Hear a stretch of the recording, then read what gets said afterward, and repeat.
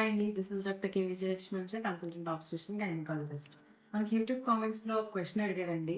ప్రెగ్నెన్సీలో white discharge ఎన్ని months వరకు అవుతుంది అనేది. దాని గురించి ఇవాళ మనం డిస్కస్ చేసుకోబోతున్నాం. వైట్ డిశ్చార్జ్ అనేది తెల్లబట్ట అవ్వడం అనమాట. అది మనకి ప్రెగ్నెన్సీ అంతా కూడా వస్తూనే ఉంటుందండి. దానికి కారణం ఏంటంటే, మన ప్రెగ్నెన్సీలో జరిగే కొన్ని హార్మోనల్ చేంజెస్ వల్ల, గర్భసంచి ముఖద్వారంలో జరిగే మార్పుల వల్ల మనకి వైట్ డిశ్చార్జ్ అనేది ఉంటుంది. ఇది నార్మల్‌గా అయితే జిగురు జిగురుగా ఉంటుంది. అది నార్మలేనండి. దానివల్ల ఏ బ్యాడ్ స్మెల్ ఉండదు. ఎటువంటి దురద అనేది ఉండదు. ఇదంతా నార్మల్ అనమాట. అయితే ఇన్ఫెక్షన్ వల్ల కూడా వైట్ డిశ్చార్జ్ వస్తది. ఇన్ఫెక్షన్ వల్ల వచ్చే వైట్ డిశ్చార్జ్ ఎట్లా తెలుసుకోవాలి అంటే, దానికి బ్యాడ్ స్మెల్ అనేది ఎక్కువ ఉంటుంది. ఇచ్చింగ్ ఉంటుంది. కొంతమందికి బ్యాక్ పెయిన్ ఎక్కువొస్తది. కొంతమందికి ఫీవర్ ఉంటుంది. ఇట్లా వేరే కంప్లెయింట్స్ అన్నీ కూడా ఎక్కువగా ఉంటాయన్నమాట.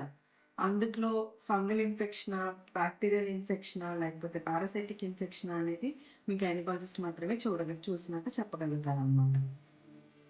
అది వైట్ డిశ్చార్జ్ ఒకవేళ పెరుగులాగా ముద్ద ముద్దల్లా పడుతుంది, ఇచ్చింగ్ ఎక్కువ ఉంటుంది, మంటగా ఉంటుంది అంటే అది ఫంగల్ ఇన్ఫెక్షన్ అనమాట.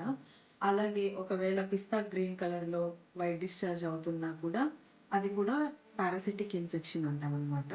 ఇన్ఫెక్షనే కాకుండా మనకి కొన్ని కొన్ని సార్లు మొదటి 3 నెలల్లో వైట్ డిశ్చార్జ్ అవ్వడం, మధ్య మధ్యలో రెడ్ కలర్ కూడా మిక్స్ అయ్యి రావడం ఇట్లా ఏదన్నా అనిపిస్తుంది అంటే గనక ఇది అబార్షన్ అవుతుందేమో అనడానికి సూచన అనమాట.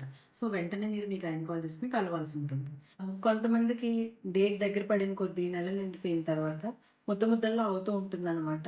అదేంటంటే ఒక్కొక్కసారి కాన్పు స్టార్ట్ అవుతుందేమో అనే దానికి సూచన అనమాట.